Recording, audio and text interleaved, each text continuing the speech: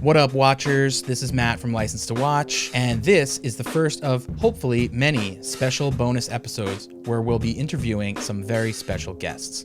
To kick off our brand new Star Trek franchise series, I was lucky enough to get visual effects legend Michael Fink to join us for an interview about his work on Star Trek: The Motion Picture. For the movie, he was credited in a long list of talented and soon-to-be famous individuals under effects, props, and miniatures. Later in his career, he went on to be the visual effects supervisor on such films as War Games, Buckaroo Banzai, Batman Returns, Braveheart, Mars Attacks, X-Men 1 and 2, Constantine, The Golden Compass, Tropic Thunder, Avatar, and Life of Pi, among others. Michael Fink is now a professor in the Division of Film and Television Production at USC's School of Cinematic Arts, where he is a holder of the George Méliès Endowed Chair in Visual Effects. I'd like to give a huge special thanks to Michael Fink for allowing us to interview him for this show, and without further ado, here's the interview. Why in the world was this movie made?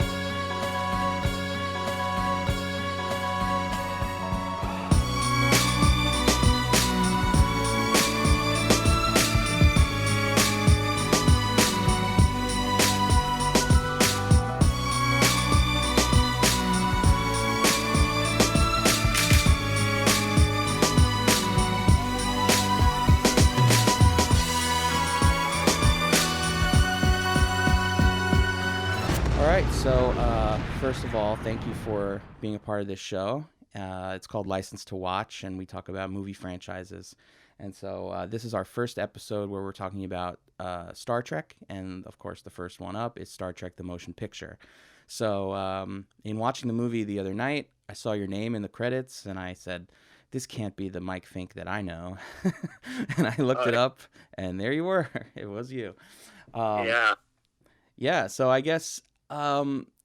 you know, a lot of us, like, this is only the second time I had ever seen this movie. The first time I saw it was a couple years ago, and I didn't remember. I remember liking it, but I do remember that it was really long and kind of drawn out. Yeah. So it's I actually guess it's certainly not Robert Wise's greatest work.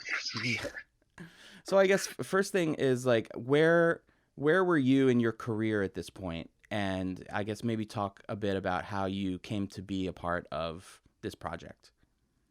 Well, it was, in the first couple of years of my career, it was 1979, as I remember. I think it was released in December of 79.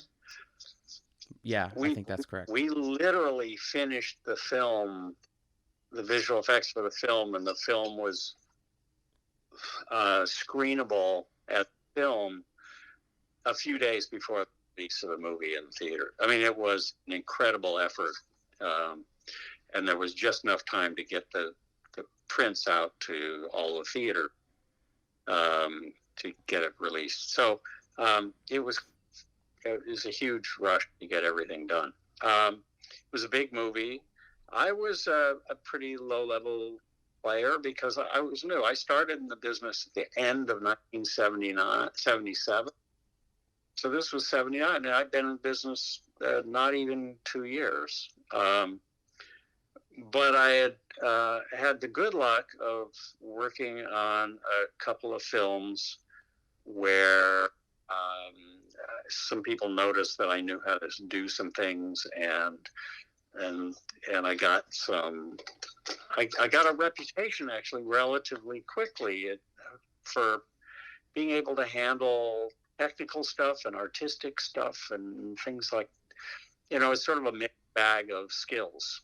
And that's really valuable in the film industry. So, the more you can bring to the table, the better. Yeah. So I was working on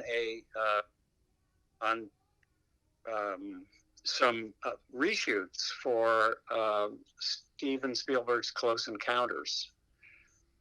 In the facility that was run by Douglas Trumbull in the marina. And Richard Urasich, who is Doug's main right-hand person, cinematographer, a wonderful guy, part of a talented brother duo. His brother was a matte painter. And Richard walked into the stage where I was helping set up this forced perspective miniature that we were going to shoot the Close Encounters special edition. And he he said, when are you going to be done with Close Encounters? Because we want you on Star Trek. And that was the first time I'd heard that Doug was even involved with Star Trek. Because prior to that time, the effects for that were at another place with other people. And apparently that all went south, and they turned the movie over to Doug. And so Richard came in and said, we'd really like you on Star Trek. And I said, great, I'll try to find out. And I had a couple more weeks on Close Encounters, and I went to work on Star Trek.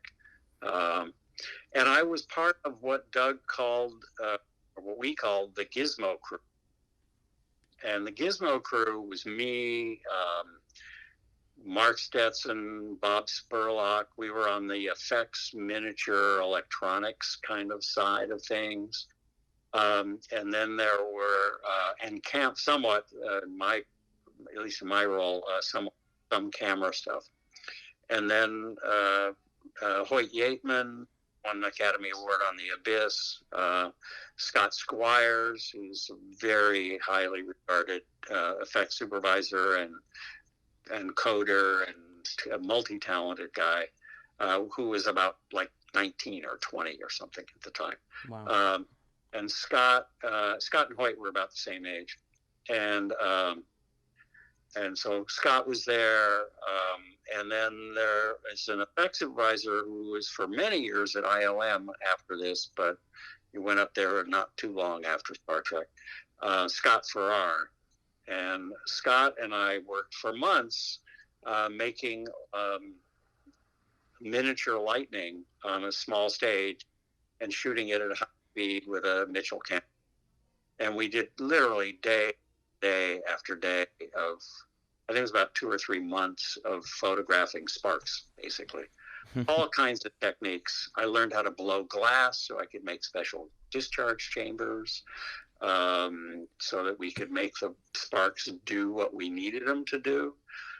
They're not all that bright, but what Doug was hoping to get was lightning, literally capture lightning in a bottle, and he wanted lightning elements that could be composited into shots that didn't require the painstaking cell flopping and animation techniques that had been used for lightning up to that point. And he thought we could probably get there with this. The problem was getting sparks that were bright enough to shoot at high speed and stayed in focus, because we were at high speed and therefore we had not a great deal of depth of field. And because it wasn't very bright, and we had to open up to see the sparks. So Scott and I worked on that for months. We basically worked, most of the crew worked 18 to 20 hours a day, 7 days a week, from April of 79 or thereabouts. I think that's about when I went to work on that show. To might have been a little earlier, but I don't think so. To December, when the film was finished and delivered to the studio to distribute. Wow. And so we would be on the stage shooting motion control shots of the Enterprise and the shuttle and that dry dock space. We had a name for it. I can't remember what it was called. And all of that been built before Doug got involved, before I got involved, all that kind of stuff. And much of it, although it was quite beautiful, was not ready for the camera. And the Enterprise was a real thorny problem. And part of it was that the Enterprise was using, in order to have all those little lit up windows and things that are on the Enterprise, mm-hmm. And have them scale, what they did is they filled the inside of the Enterprise model with neon. That's a general term. It's not really neon. In this case, it was argon or krypton or something that would light up kind of blue-white. Right. And neon's red, so as a gas when it excites. So you don't want to use neon unless you want red. So anyway, but same technique, same everything. but there were phosphors involved in the tubes and all. And these all had to be specially made by a fellow in Venice named Larry Albright, who is a brilliant, really artist/scientist, theorist person who could do just about anything with high voltage electric. And I got to know Larry really well on the show. We built a Tesla coil so I could make sparks. But in any event, we're on the stage, in between making sparks and all the other things, I was quite often on the stage working with Hoyt and some of the other people. The director of photography for all the miniature work was, as I remember, was a fellow named Dave Stewart, passed away some years ago, who was absolutely gifted, beautiful, brilliant cinematographer for miniatures and visual effects. And we would shoot these interminably long visual effects. So, for instance, when the Enterprise had to go into warp drive, and Doug and Robert Wise wanted to see the Enterprise streak away in the famous streak. Mm-hmm. We had to find a way. This is the very early days of motion control. So there was motion control, but it was not particularly sophisticated. And figuring out trying to control all the cameras, in other words, what the camera was doing, what the miniature was doing, because everything was motorized and connected to a digital system. I hesitate to call it a computer, but it was. But it was more like digitally controlling all those motors. And programming them was a painstaking step-by-step hand process. So the first streak shot we did, or the Enterprise going into warp drive, which was successful the very first time we did it. It was me and Hoyt and a couple of other people. I sometimes was loading magazines. Remember, I wasn't even 2 years. Sometimes I was loading magazines, and it was funny because Hoyt was maybe 20 at the time, and I was 35 or 37 or something. So it was weird, but he was brilliant and terrific. And so we worked together to figure out how to shoot the streak shots. So I have a question. Yeah. This might be a dumb, like the Star Trek people might crucify me for this, but the streaking, when the ship would go into warp drive, how did they do it on the TV show? Was this the first time it had ever been done this way, or did they kind of have a similar effect on the show, or do you not know? It wasn't an unknown technology, but there were lots of technical things that came up in our photography which made it more difficult. And one of those was that all of the effects for the movie were shot in 65 millimeter, which is 70 millimeter. Of course, everybody, the public knows it as 70 millimeter. The extra 5 millimeters is for the soundtrack. Right. But of course, recording sound, so it was 65 millimeter. With a format at large, this was 5x65, so it was about a 2-to-1 aspect ratio. And the depth of field is quite limited when you have that large an image plane. So that meant that you had to shoot at impossibly deep stops with a great deal of light, and you had to take a long time to shoot each frame because you were shooting at very small aperture. We had a special snorkel lens that Doug had built for some of the shots to get the lens closer to the Enterprise, to kind of scrape by the surface of the Enterprise, the dry dock, or whatever. Mm-hmm. And because the camera is large and you can only get it so close to a miniature, and of course, in scale, the camera was about to the miniature, was about maybe a sixth the length of the miniature, which made the camera the size of a pretty large spaceship. And that meant the cameras, if it were used like a normal camera, would be too far away from the miniature, would not scale. Right.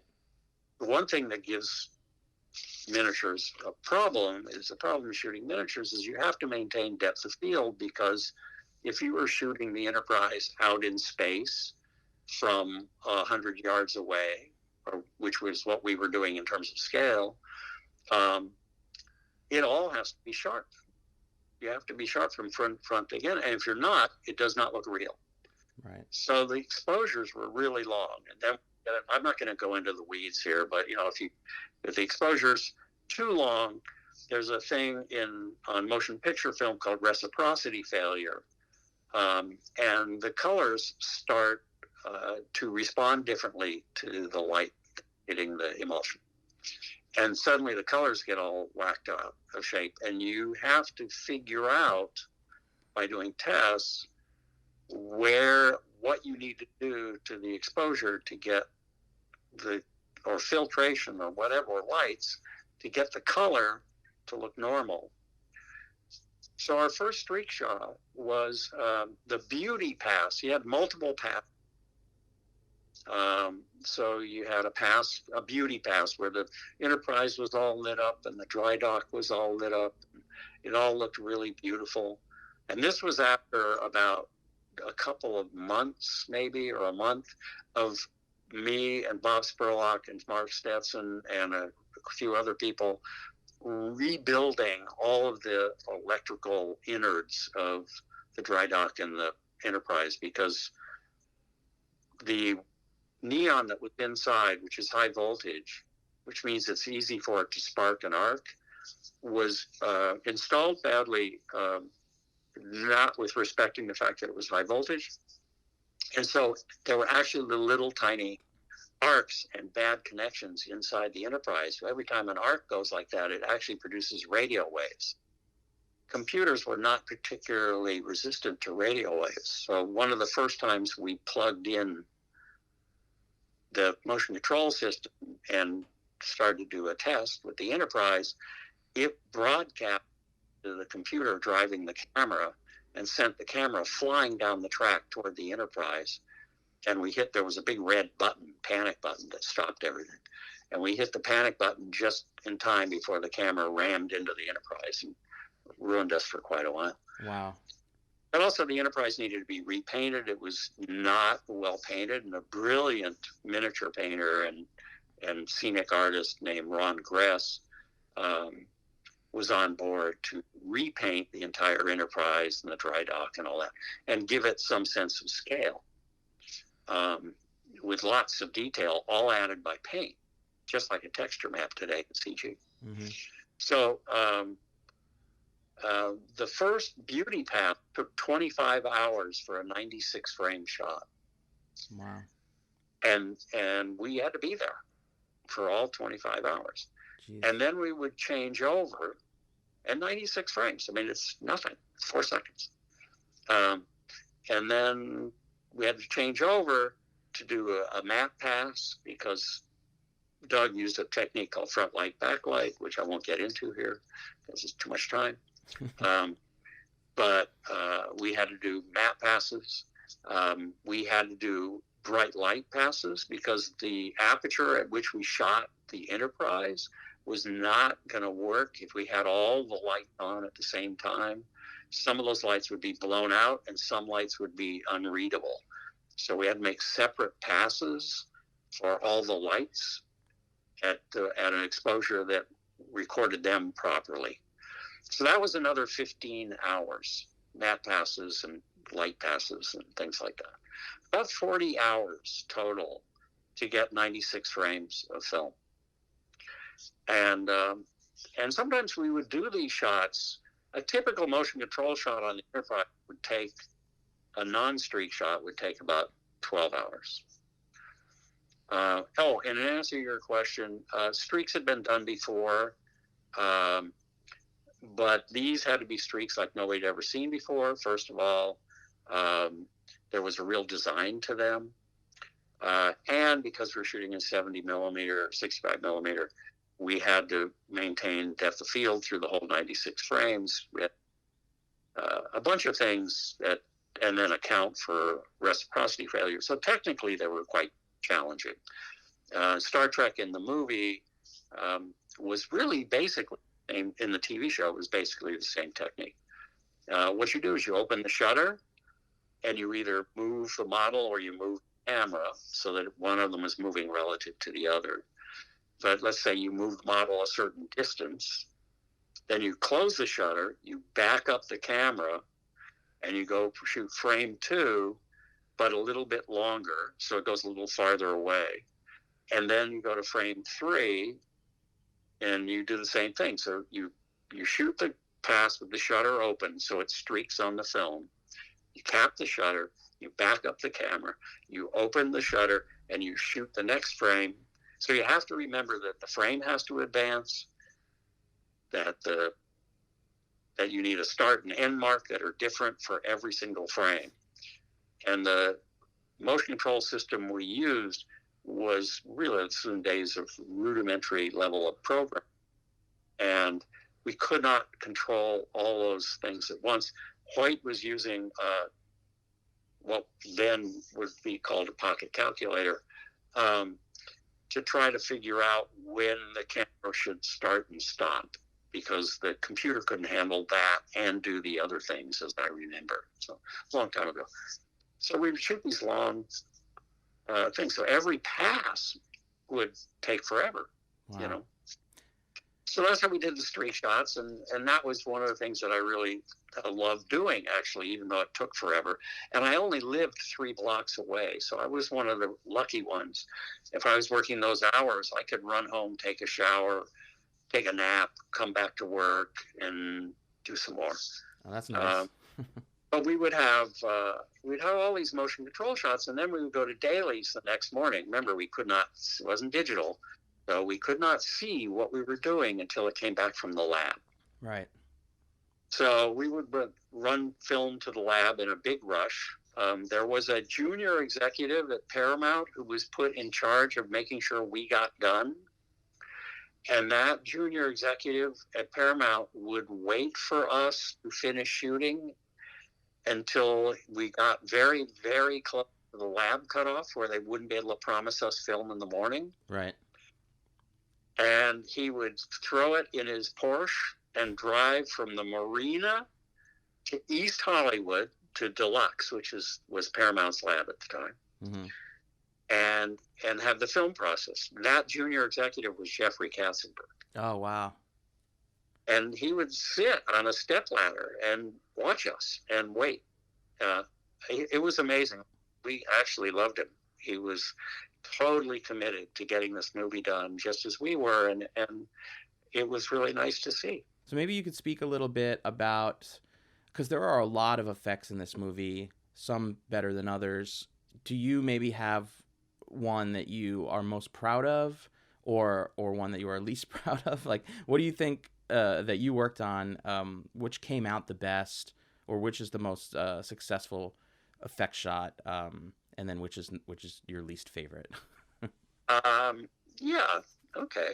Well, my least favorite were all those sparks shot, and the reason was that Scott and I had to figure out how to get sparks that were made usable elements that could be composited into the shot, and that took a few months. But by the time we got a technique, and I had to create new chambers, glass chambers that would contain the spark within a certain range, so it stayed in focus the entire time.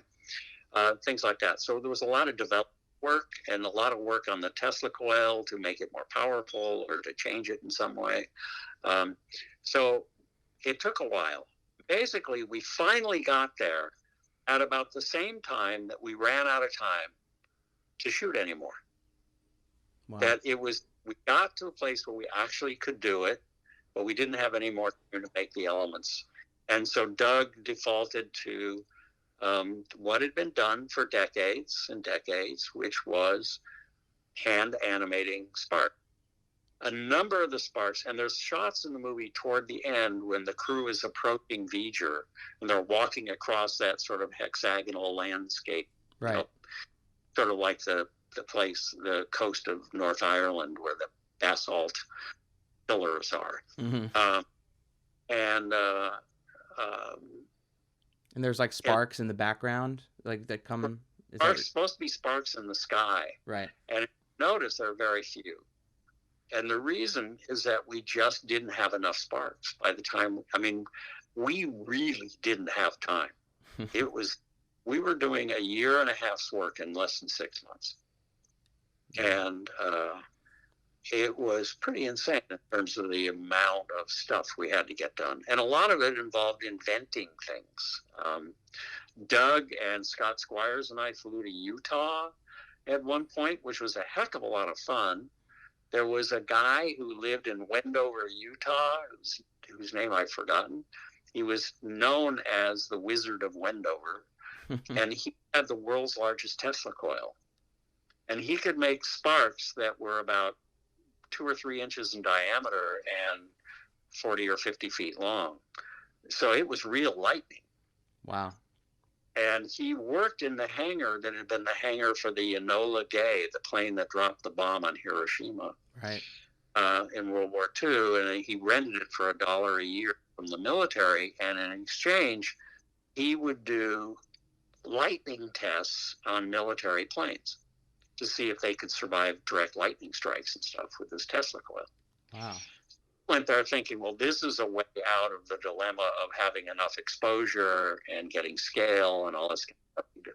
And it was absolutely not controllable, just like lightning isn't. It was too powerful and too much. And we had a wonderful time for a day taking photographs and working with this guy, but there was no way we were going to be able to make film out of it. It wasn't safe either. So we went back home. But, when we would do these big motion control shots, we'd go to dailies the next day and we'd see the shot, and the ship would be flying along or the camera would be moving toward it. And the shot would be, let's say, 72 frames long and maybe took us 12 hours to shoot. Mm-hmm. And the camera would be moving along, and right in the middle of the shot, the camera would have a little hiccup, like it ran over a bump on the track, and then it would continue going. Well, that meant we had to reshoot the whole thing. There was no way to fix that. What would cause the bump? It would just happen. What would cause a camera to bump like that? Just like a random. Just a mechanical fault. And it was, it could have been literally a bad frame in the data going to the camera, driving the motors for the camera. It could have been, I don't remember it. It didn't happen often, but it did happen often enough where we'd have a beautiful shot except for one flaw, and we had to go back and reshoot. What a nightmare. But what I suggested was that we Doug and Robert Wise should go on the stage and shoot close-ups of like Spock and Kirk and Scotty and everybody else going, what was that? So we can use the shot. We could just cut inside. The guys inside saying, I don't know, Cat didn't. Yeah. It must be dilithium crystal. And so nobody bought that, and they didn't even think it was funny. There was no humor at that point, and nobody was laughing, But, I was trying to keep it a little lighter. Kind of like this movie. This movie has no humor in it. No, it doesn't. No, it's one of the big problems is there's no irony. Right. So anyway, that was it. So my favorite piece in the movie that I was involved in is that section where the crew is walking toward V'ger, and off on the horizon you see beams of light coming out of V'ger into the atmosphere, and I made the device that created those beams of light. And Are And you? that device I Sorry. built. Hey, Mike. Are you talking about the shot when they're making like their final descent into V'ger, or you're talking about when they're already landed and they're walking around? No, they've already landed Oh, okay. out of the ship, and they're walking across that hexagonal basalt Okay. set. It was a practical set piece, and then the set was extended with V'ger off in the distance, and you couldn't really see V'ger. You can just see atmosphere, and you see the light of V'ger. Okay, I know what you're talking about now. Yeah. So, and they're walking toward it. And that's what I remember. I wanted to watch the movie again before I talked to you, but I've had no time. I'm working like 16-hour days usually. So,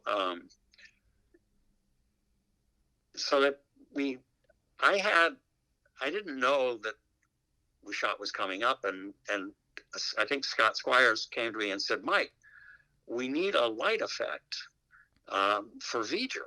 We need something that's going to, make little beams of light we're going to smoke up the room, and we need this beams of light going off into the thing, and it has to look kind of random, and it has to do this. And I said, oh yeah, okay, I can do that. And about 2 hours later, I delivered to the stage this little motion control device, which was made out of a Coca-Cola can and a V8 juice can and a 500-watt halogen lamp, 2 motion control motors, some gearing so that one of the cans could rotate against the other can, and they could be controlled separately at different speeds. So they could be random. And the light bulb went in the middle and didn't rotate, because then I would have had to build a contactor for the wires and all that stuff, and we didn't have time for that. So, so I built this little thing, and we put it on the stage, smoky stage, and basically I had a whole bunch of holes poked in the smaller can and a whole bunch of holes poked in the larger can. And sometimes the holes would line up, and sometimes they wouldn't. And sometimes they'd line up halfway, but then they'd fade quickly. And sometimes they'd line up perfectly and be very bright and then fade. And it was perfect. It just worked. So, they were hovering around me. I'm like on a milling machine. I'm making parts. I have to make everything from scratch, all the parts, all the stuff, and then get it onto the stage. So, got it on the stage. Scott smoked up the stage, shot V'ger's effect, and every time I've seen it in the movie, I get a little tickle. I love the way it looked, and I'm really sorry that I didn't have more sparks. And then I really didn't like a lot of the spark work that we did. We did use a number of sparks that I shot, and because I knew them, I didn't like them particularly. But a lot of the shots are like the whole introduction of the Enterprise, when Kirk arrives to the newly refurbished Enterprise, and in that little shuttle. Right, the half-hour-long sequence of him looking. Yeah, just in turn, it goes on forever. But it's like spaceship porn. That's what I watched it with my wife, and she was like, "This is like." It's glorifying the ship to a point that it's almost pornography. Yeah. Oh, yeah. Yeah. Yeah. Yeah. It would have been more if we had more time. So those shots were incredibly difficult. And I have to tell you, Dave Stewart and Doug are just so brilliant, or were brilliant in the case of Dave. And Doug had these wonderful ideas. Like, we needed to light the Enterprise, but the lights have to be in scale to the Enterprise. You can't just roll a 10K on a stage, which is practically the size of the Enterprise miniature. It wasn't. Enterprise miniature was about 6 feet long, maybe, but half the size of the Enterprise, and you can't. If you imagine a real light lighting a real Enterprise, that 10K would be just this tiny little speck in the frame. So Doug worked out this system with dental mirrors, and he and Dave developed this thing. So we had an array of mirrors, and then like a 5K pointing at the dental mirrors. And then the dental mirrors would light specific areas, be rotated around to bounce the light onto the Enterprise and make little circles of light to highlight the NC 1701 or whatever the number of the Enterprise was. Right. Pardon me, anybody who's a loyalist sometimes. I'm old and over 40 years ago, and I forget things. And the mirrors were just a brilliant, because they allowed us to scale the light. And they're just beautiful. When you watch the shot, it's like, wow, how did they do that? And in one of the shots, if you watch real closely, you'll see a little pool of light from the dental mirror moving slowly across the surface of the Enterprise. And it's just wonderful. And it was a complete accident. What had happened is whoever on the crew had tightened down that dental mirror, didn't make it quite tight enough. The dental mirrors had a little flexible head with a little screw, knurled, you could turn and tighten it up. Right. So you could tighten it up and then leave it. So it was oriented, it was tightened up, it was left. And then over 12 hours, we shot this shot. And over 12 hours, this mirror slowly started to sag. And we didn't notice it while we were shooting because it was, over 12 hours. Right. We just don't even know. But we went to dailies, and there's this, it's like somebody was panning a light across the surface of the Enterprise. It's one of my favorite things in the movie. Movie didn't have a lot to hang on to. What's funny is that I had a friend at the time, still a friend, but I never see him. He's a writer, but he's a journalist, not a screenwriter. Mm-hmm. Although we did work on some scripts together. And he was dating Persis Khambatta. Oh, wow. At the time. And so he would tell me stories, which I don't want to relate about that. But it was all great. The stories were not unkind to anybody. I just, don't remember them well enough to really recount them. Right. But it was fun getting the other side of it from her experience on the set, things like that. Did she have a good experience or not so good? I think she had a good experience, but I think all the actors felt kind of like we saw the movie. It was a little flat. Yeah. The basis of the story, the premise was not bad, but it didn't take the Star Trek TV show model and turn it on its head at all. You know, nobody did anything that was really surprising for that character, and you can understand why. The studio didn't want to mess with the franchise. Yeah, they saved that for the next movie. Right. Yeah. And I don't know what Robert Wise thought. I mean, I don't know how much influence the studio. He was quite a famous and powerful director at that time. Yeah. So I, have no idea, what he thought. We had, we worked ridiculous hours, a lot of fun. Our projectionist, an amazing guy, lived in the marina on a boat. He had a 50-foot sailboat. Mm-hmm. And we would take a lunch break and go out to the boat. And we'd leave the marina for about half an hour, 45 minutes and go sailing. And then turn around and come back in and go back to work. And I remember Scott Farrar in his little skinny Speedos, and we were all young and fit, we were a good looking group of people. And I just remember standing out there on the prow of the boat, and it was so funny because like an hour later we're in this dark room with trying to make sparks, and but it was a relief, and Doug knew that it was important for us to get these breaks, so we would take them, and it kept us all together. So we all left work, showed up work at the same time, and nobody got bent out of shape, and It was a tremendously gifted, talented group of people. I mean, just the best. And I learned so much and had so much fun. So there were lots of things. I worked with Scott a little bit. Mostly it was Scott developing how to shoot the wormhole. Mm-hmm.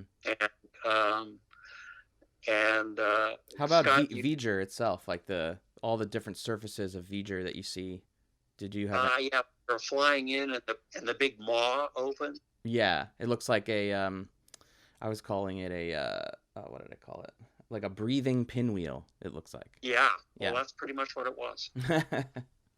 There was a guy who was an artist, and he made these moving. He was I think a technologist too. I never met him, and I don't know him, but Doug did. And he would make physical things that would fold together. They were like moving, animating Chinese puzzles. Right. If you can imagine. They just were phenomenal and required unbelievable levels of precision. And I think Doug decided that would make a great gateway to get into V'ger. Mm-hmm. So we had to make real something this guy had developed conceptually but never built. And it had to work with motion control motors and be able to drive a camera through it. So it had to be a pretty good size. Yeah. And it had to have immense scale. So it was filled with fiber optics. And, back then we didn't have little tiny LEDs. We certainly didn't have CG, not in any meaningful way. And so we had to lace miniatures with fiber optics. And so we'd have a little skinny fiber that would be in a bundle down by a lamp house. And the lamp house would be illuminating the fibers. The fibers would thread up and into the miniature and reach the surface of the miniature where that very end of that fiber would light up. So we could make really bright light sources that were less than a millimeter in diameter. Wow. And so, but again, requiring another separate pass by the camera that had to be, every time you did these passes, they had to be absolutely the same as the pass before, because otherwise you couldn't composite the two. So we had this maw thing that was shot over at John Dykstra's shop. Doug, or I think it was Doug, reached out to John because the task was so huge that at the Maxella facility in the marina, which that building still exists, by the way. Almost everything else is condos all the way around. That building where Star Trek was made, still there. Wow. And people can look at the balconies down onto this building. It's really funny. But the interior of the V'ger, as I remember it, was shot at Apogee at John Dykstra's facility. John and his crew took on a whole bunch of different shots of the film, and I don't remember where the line was drawn, honestly. So you were part of the Trumbull crew, and you guys focused on a lot of the not so much on the innards of V'ger, is what you're saying? That's the way I remember it, yeah. But I do remember being on the set with V'ger, and it feels in my memory like it was at the Maxella facility. But honestly, I remember also I had to travel to the valley a few times and help with shots that Dykstra was doing, because some effects were the same effects being used on their shots. And so some of us would travel back and forth, it wasn't just me, to, help recreate what we did at Maxella out in the valley on a street called Valjean,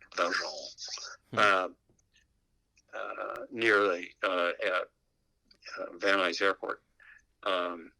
And Apogee was there for decades.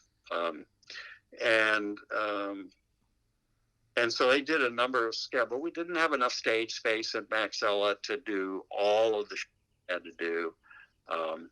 And Dykstra had a totally expert crew. These are the people that just won an Academy Award for Star Wars.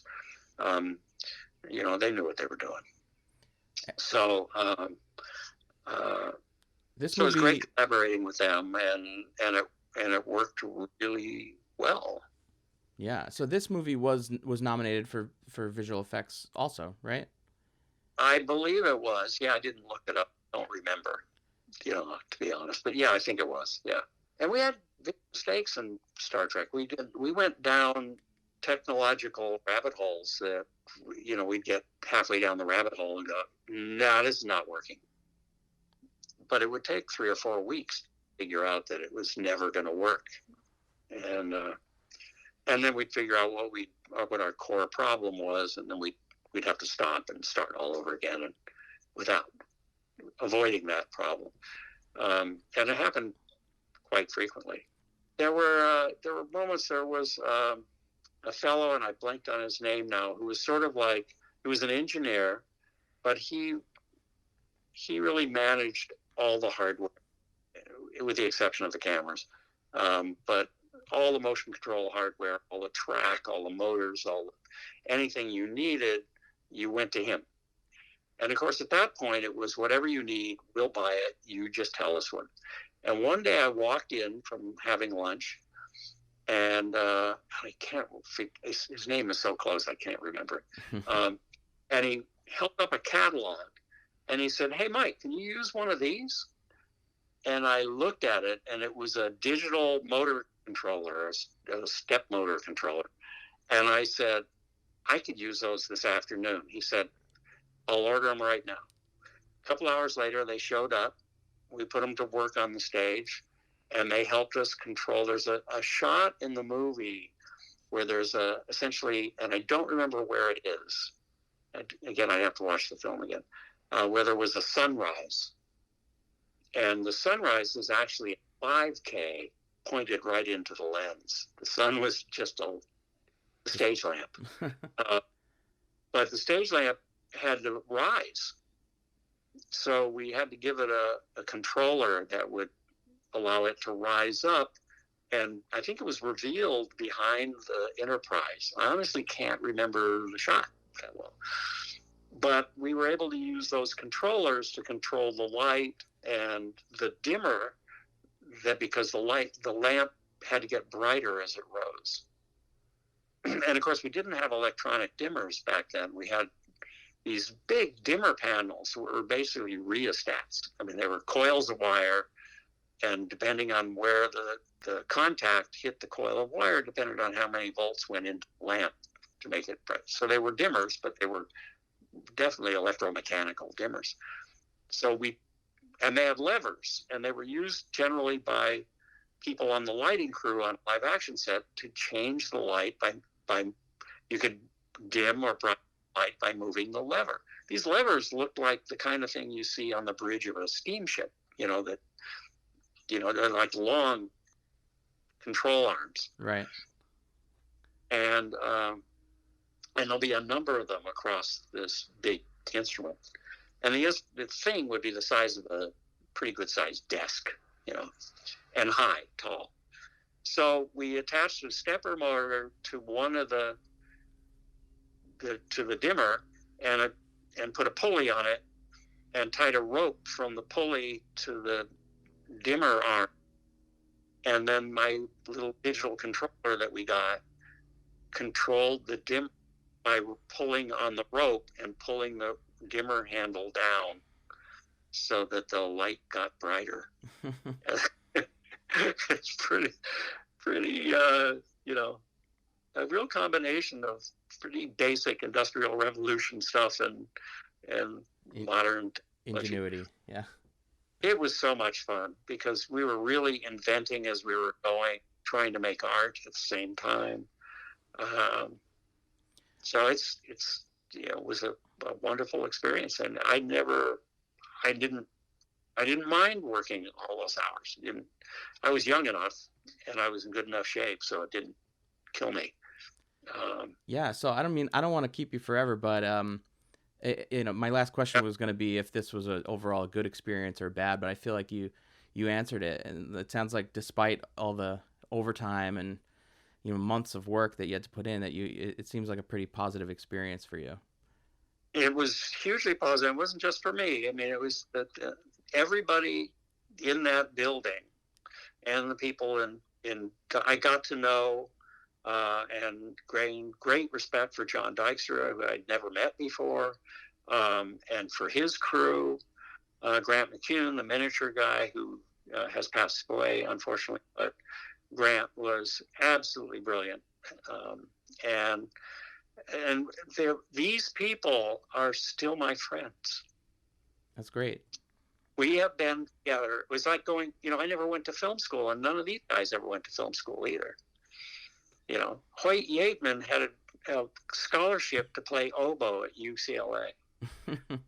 And he didn't go to film school. I didn't go to film school. Scott Farrar didn't go to film school. None of us. But that was our film school were jobs like this. And because you work 20 hours a day, 7 days a week together, you really learn how to collaborate. You really learn how to depend on each other. You figure it out. You get it right. It's like boot camp.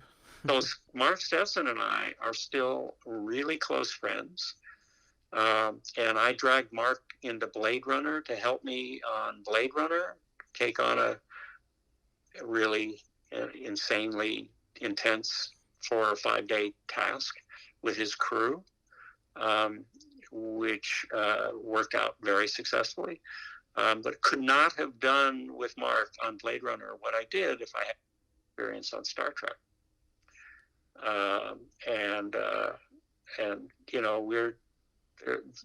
And most of the people that worked with Mark on Blade Runner also worked on Star Trek.